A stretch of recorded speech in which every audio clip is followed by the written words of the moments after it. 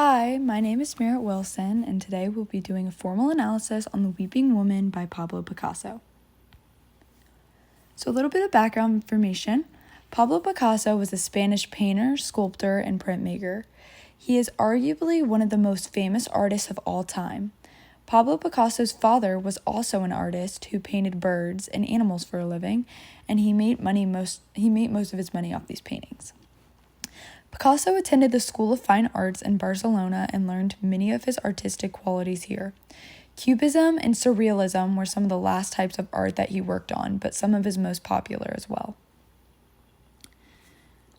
So The Weeping Woman is an oil painting made in 1937. The dimensions are 2 feet by 0 inches by 1 foot and 7 inches. It shows an example of Cubism. Pablo Picasso painted this painting about 20 years after Les Demoiselles d'Avignon.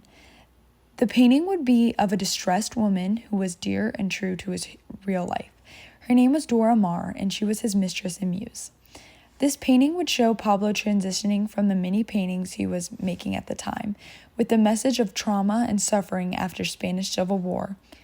And now he would show individual suffering and trauma through his artwork.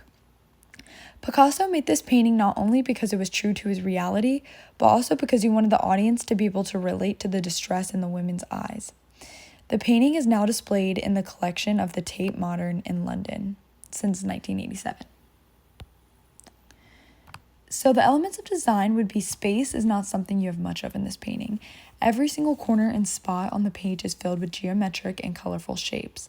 But with that being said, the background space still does avert the viewer's eye to the woman placed in the front of the painting. Many dark and defined contour lines are used in this painting. Around every geometric shape or cube in this piece is a bolded and shadowed line that defines the subject well. The lines in the girl's hair adds a more realistic emphasis to the painting and shows definition. The color palette in this painting has a lot of contrast. Reds, oranges, greens, blues, purples, yellows, blacks, browns, and grays are shown in this painting. The warm shades of red and orange balance out with the cool blue shades. The blue and green color of the girl shows distress and sadness. We see many different geometric shapes in this painting. There are triangles, circles, and squares, and the circles and squares would be the most common shapes. So for the principles of design, the emphasis would be on the distressed face of the girl in the front of the painting. She is seen covering her face and biting her nails in distress, and the worrisome look on her face would bring the attention straight to her. There's little space on both sides of the girl, adding for very minimal balance in the painting, but still balancing it enough that the attention averts to the center of the painting. The contrast in colors allows the viewer to feel different emotions and feelings. The blues and greens add for sadness and scaredness, and the reds and oranges add for more anger. The yellows add for more stress-evoking feelings on the viewer, possibly.